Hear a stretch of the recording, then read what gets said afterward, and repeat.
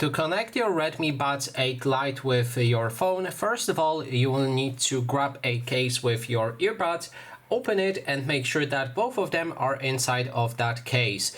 Then look on the bottom side and here you can find a button next to the charging port. You will need to click and hold this button for a few seconds, around 3 to 4 seconds, until the LED lamp starts flashing like this.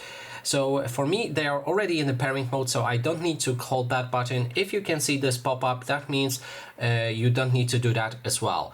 So now all you have to do is either connect it right here through this pop-up by clicking on connect, or you can go to the Bluetooth settings on your phone and find the buds in the additional settings, other available devices, sorry.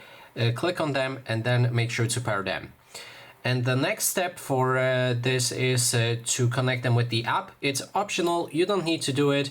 You can download the Xiaomi earbuds app from Google Play Store or the App Store and open it like this. Then make sure to accept any permissions that will pop up. You can also update the app if you like.